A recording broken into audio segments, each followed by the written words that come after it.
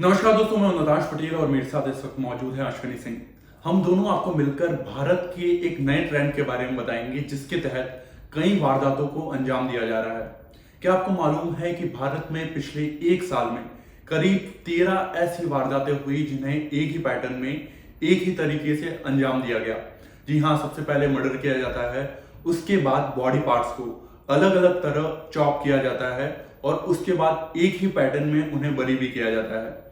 जी हाँ, मिसाल के तौर पर आप श्रद्धा आफ्ताब की देख सकते हैं, जिसके अंदर आरोपी आफ्ताब अपनी जो लिव इन पार्टनर होती है श्रद्धा, उसका कत्ल करता है। उसके बाद उसके बॉडी पार्ट्स को 35 टुकड़ों में डिवाइड करता है और अलग अलग जगह बरी करता है।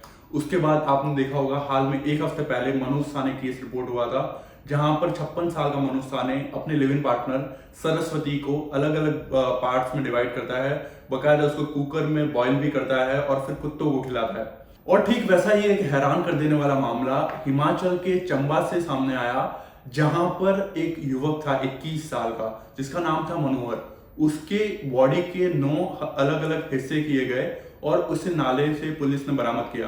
फिर छानबीन में सामने आया कि दरअसल वो एक रिलेशन में था और जो लड़की वाले थे वो इसका लगातार अपोज कर रहे थे।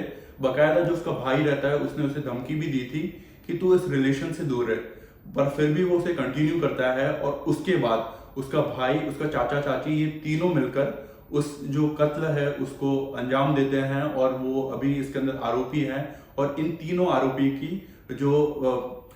तीनों आरोपियों को अभी गिरफ्तार कर लिया गया है। कुछ ऐसे ही और मामलों के बारे में अश्विनी हमको बताएगी कि किस तरीके से नफरत के चलते, या कहें एक खौफनाक मंजर, जो बॉडी पार्ट्स को अलग अलग चॉप करने का ट्रेंड है, वो हमारे सामने आ रहा है। इस कड़ी में हम 3 ऐसे केसेस के बारे में बात करेंगे जहां पर लिव इन पार्टनर द्वारा ही अपने पार्टनर की हत्या कर दी गई।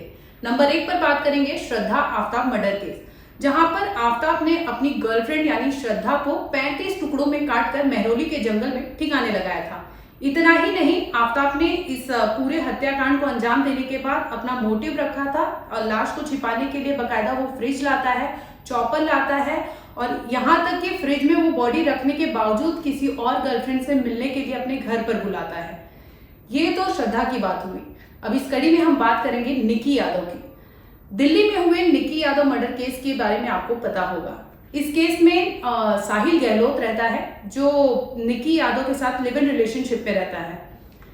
लिव इन रिलेशनशिप में ये कई सालों से रहते हैं, लेकिन साहिल गहलोत अपनी फैमिली से अपने रिलेशनशिप के बारे में कुछ भी नहीं बताता, छिपाए रखता है। होता ये है कि साहिल की फैमिली लगातार साहिल पर दबाव बनाती है शादी के लिए।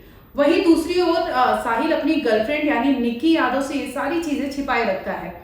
इतना ही नहीं, साहिल की शादी तक फिक्स हो जाती है, लेकिन उसकी गर्लफ्रेंड निकी यादव को पता नहीं होता। इसी दौरान एक दिन निकी यादव को साहिल गहलोत के शादी के बारे में पता चलता है कि उसका एंगेजमेंट हो गया है और उसकी शादी होनी है। इस सब को लेकर निकी यादव और साहिल गहलोत में गहमा गहमी होती है। इसी दौरान साहिल गहलोत गुस्से में आकर मोबाइल के केबल, यूएसबी केबल जो होता है वो निकालता है और निकी यादव के गले में लगा के उसे मार देता है।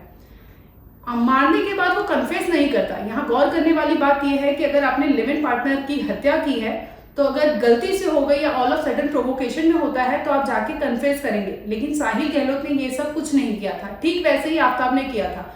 श्रद्धा को मारने के बाद वो कन्फेस नहीं किया कि मैंने ऑल प्रोवोकेशन में हो गया या सडन हो गया। वो चीजें वो लेके पुलिस को भी नहीं बताता है, बल्कि अपने ही ठिकाने लगाता है बॉडी पार्ट्स। यहाँ तक कि हमने ये देखा कि फ्रेग्रेंस डालता है, चीजें मंगाता है, वो ऑनलाइन मंगाता है डिस्पोज ऑफ करने के लिए बॉडी भी। ठीक वैसे ही साहिल गहलोत ने क्या किया था, निकी यादव की बॉडी को अपने कार से ले जाता है अपने ढाबे पे, जहां पर फ्रिज रखा होता है। फ्रिज में वो डंप कर देता है निकी यादव की बॉडी को। हालांकि पुलिस ने जल्दी उसे पकड़ लिया था, जिसमें उसने कन्फेस कर लिया था कि उसने ही अपनी गर्लफ्रेंड निकी यादव को मारा है। अब यहाँ बात करेंगे तीसरी मर्डर केस की, जहां पर हाल ही में हमने देखा मुंबई के मीरा रोड में जो मनोज साने और इसका सरस्वती वैद्य का हुआ। ये दोनों भी कहीं ना कहीं लिव इन रिलेशनशिप में थे। लिव इन रिलेशनशिप मुझे लगता है साल 2014 से इनका रिलेशनशिप होता है, जो साल 2023 में आके खत्म हो जाता है। वो भी आरोपी मनोज साने उसको मारता है। पता नहीं, उसने बोला कि उसने सुसाइड भी किया है, लेकिन खबर ये भी है कि उसने मारा रहता है। उसके बाद वो बॉडी के पार्ट्स को काटता है, चॉप करता है। चॉप करने के बाद उसको कुकर में पकाता है। यहाँ तक कि नीलगिरी ऑयल का इस्तेमाल करता है कि घर में फ्रेग्रेंस रहे, बॉडी की बास ना आए और पड़ोसियों को ये सब भनक ना लगे कि उसके घर में ऐसा कुछ हुआ है। एक पड़ोसी की इसमें बाइट हमने सुनी थी, जिसमें पड़ोसी ने बताया था कि मनोज साहनी के घर से लगातार स्मेल आ रही थी, लेकिन वो कभी कबूल नहीं किया कि उसके घर में क्या है। बोलने पर वो हमेशा छिपाता रहता था कि हाँ मैं कर दूंगा, ये कर दूंगा। तो वो नीलगिरी ऑयल का इस्तेमाल करता था ताकि वो फ्रेग्रेंस बाहर ना आए। ऐसे में हम बात करेंगे लिव इन रिलेशनशिप को लेकर, आखिर क्या हो जाता है कि ये जो एक दूसरे के लिए रहे पार्टनर, एक दूसरे के लिए रहे पार्टनर आखिर मौत के घाट कैसे उतार देते हैं।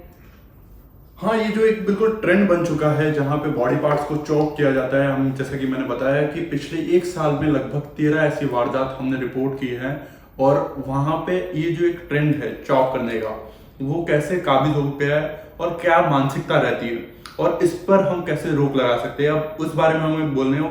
तो हमने इस बारे में थोड़ी स्टडीज की, थोड़ा रिसर्च किया। कई हमारे साइकेट्रिस्ट दोस्त हैं या फिर जो एक्सपर्ट हैं उनसे हमने बात की और हमारे सामने कुछ कॉमन पॉइंट्स है जिसमें जैसे इसमें सबसे बड़ी वजह ये होती है कि जो नफरत होती है। जैसे आप देखोगे कि ये जो श्रद्धा आफ्ताब केस था उसके अंदर भी आफ्ताब के वो एक नफरत थी श्रद्धा के खिलाफ। मनोज साहनी था, वहां पे भी नफरत थी और जितने भी बाकी रिपोर्ट्स हुए केसेस वहां पे एक नफरत थी जो इन सभी केसेस में काफी कॉमन थी और इसी वजह से वो रिपोर्ट करते हैं। और अगर आप देखोगे कि इसके बाद जो उन्होंने इतनी खौफनाक वारदात को अंजाम दिया, बॉडी कत्ल किया, उसके बाद बॉडी पार्ट्स को भी काट दिया, पर फिर भी उनको कोई पछतावा नहीं है, नहीं होता, रिग्रेट नहीं, हाँ रिग्रेट नहीं होता है। तो ये कॉमन चीज है कि नफरत, ये सारी वारदातें तभी होती है जब कोई नफरत हो। और उसके बाद दूसरा पॉइंट है कि ये बॉडी पार्ट्स को आखिर डंप क्यों करते हैं या फिर बॉडी पार्ट्स को चॉप करके अलग अलग छोटे छोटे पार्ट्स कर देते हैं। तो इसके अंदर एक कॉमन चीज हमारे सामने आई कि ये एक्चुअली जो पुलिस इन्वेस्टिगेशन होती है, ये केस कहीं ना कहीं हल्का करने के लिए ऐसी सारी जो चीजें हैं उनको किया। जैसे अश्विनी आप देखोगे कि पुराने जमाने में जो मूवीज वगैरह भी होती थी वहां पे क्या होता था कि मूवीज में आप हमको बताते थे कि जैसे कोई कत्ल वगैरह कर दिया, फिर जो गाड़ी की डिक्की होती है उसके अंदर वो बॉडी होती है, उसको रख के फिर हाँ दूसरी जगह कोई जंगल वगैरह है वहां पे ठिकाने या उसको फेंक किया जाते थे। तो ये एक पहला ट्रेंड था ताकि वो जो है आरोपी उसके बारे में किसी को पता नहीं चले। बट अब ये ट्रेंड चेंज हो गया है क्योंकि अब आजकल क्या है कि हर जगह सीसीटीवी लग गए, इतनी हाईटेक लोकेशन ट्रैस हो रही है आपके मोबाइल की। तो इस वजह से अब क्या कर रहे हैं कि ये जो बॉडी पार्ट्स है उसको चॉप कर रहे हैं और उसको फिर वो ठिकाने लगाने की जगह जैसे केमिकल्स यूज किए थे आफ्ताब ने। और इस वजह से क्या है कि अब तुम क्या है कि उसको अरेस्ट तो कर लोगे, भले ही वो कन्फेस भी कर दे, उसके बाद भी ये अदालत में पेश करना, उसके खिलाफ सबूत इकट्ठे करना ये बहुत मुश्किल हो जाता है। हाँ, चैलेंज हो जाता है काफी बड़ा। और इस वजह से ये दूसरा कॉमन पॉइंट है। और तीसरा इसमें एक पॉइंट है अश्विनी, अगर आप इसको रिकॉल करोगे तो थर्ड पॉइंट क्या था इसके अंदर कि क्या ऐसी कॉमन चीज है जो सामने आ रही है।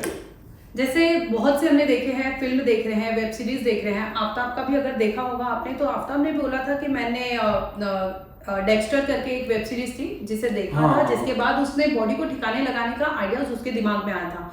ठीक वैसे ही आरोपी मनोज साहनी ने भी कहा कि मैं आफ्ताब से इंस्पायर हो रहा था। आफ्ताब को मैंने देखा था, आफ्ताब ने कैसे गूगल सर्च किया था। इवन आरोपी मनोज साहनी ने भी अपना गूगल ट्रेंड जो सर्च किया था वो पुलिस के हाथ लगा है। उसने बॉडी ठिकाने के लिए नीलगिरी ऑयल का इस्तेमाल किया। तो ये सारी चीजें कहीं ना कहीं गूगल से ही ये लोग सर्च करते हैं। तो ऐसे में जरूरी है कि वेब सीरीज में हम क्या दिखा रहे हैं, क्या देख रहे हैं और लोग क्या सीख रहे हैं इससे। जरूरी ये चीज है। तो ये थर्ड सबसे कॉमन पॉइंट है, ओटीटी प्लेटफॉर्म बहुत जरूरी है कि इस पे काबू करना चाहिए कि लोग ऐसे चीजें कैसे देखते हैं। जैसे क्राइम पेट्रोल भी बहुत बार ऐसे बोला गया है कि क्राइम पेट्रोल से भी लोग सीखते हैं और बॉडी छिपाने के हर एक एंगल को वो खंगालते हैं और ठिकाने लगाते हैं। तो बहुत जरूरी मुझे लगता है ये सब पहलुओं को भी पुलिस को जांच के घेरे में लेना चाहिए। और एक बात कहूंगी, जैसे आपने कहा था कोर्ट में पेशी के लिए और सबूत इकट्ठा करने के लिए, दो चीजें आपने मेंशन की थी। मैं बता दूं, आरोपी मनोज साहनी के घर से ही, जहां पे उसने सरस्वती की हत्या की थी, वहां से उनको मर्डर वेपन कलेक्ट कर लिया है पुलिस ने। तो जिस वेपन से उसने वुड कटर से काटा था सरस्वती के बॉडी पार्ट्स को, तो वुड कटर पुलिस ने जब्त कर लिया। तो ऐसे में ये बहुत बड़ा सबूत होता है आरोपी मनोज साहनी के खिलाफ कि उसने बॉडी पार्ट्स काटा है। ऑल्दो उसने बोला कि सुसाइड किया है, लेकिन आपने चॉप कैसे किया बॉडी? तो आपको कन्फेस करना चाहिए ये चीजें जाके पुलिस को। आपने छिपाने की कोशिशें कैसे की? तो ये सब चीजें अगेंस्ट है आरोपी मनोज के।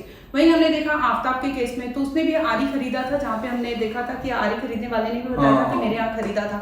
डॉक्टर सामने आया जिसने बोला था कि उसके हाथ कटे हैं, तो वो स्टिचेस लगाए थे डॉक्टर ने। तो ये तमाम ऐसी चीजें हैं कि पुलिस को देखने की और खंगालने की जरूरत है। बिल्कुल, एज ए सोसाइटी हमें भी, एक तो सरकार को, प्रशासन को तो इसके ऊपर काम करने की जरूरत है ही सही कि कैसे ओटीटी पे, क्या क्या प्लेटफॉर्म पे क्या चीजें सर्कुलेट हो रही है। बट एज ए सोसाइटी कितना अवेयर हम हैं? क्या हम, हमारे बच्चे हैं या फिर जो यंगर जनरेशन है, वो क्या ओटीटी पे कंज्यूम कर रही है, क्या देख रही है, इस बारे में हमको पता है। ये एक इंपॉर्टेंट पॉइंट है। ये जो 3 वजह हैं कॉमन, जो एक नया ट्रेंड स्टैब्लिश हो चुका है, ये तो था जिसे आफ्ताब को देखकर मनोज साहनी ने इस वारदात को अंजाम दिया। क्या अब मनोज साहनी को देखकर कोई और भी तीसरा पनप रहा है? क्या सोसाइटी में ऐसे और भी ज्यादा हीनियस ऑफेंसेस अब रिपोर्ट होने वाले? ये सवाल मैं आपके ऊपर छोड़ता हूं, और इसके ऊपर एज ए सोसाइटी हमें क्या करने की जरूरत है, ये कमेंट सेक्शन में हमको जरूर बताएं। धन्यवाद।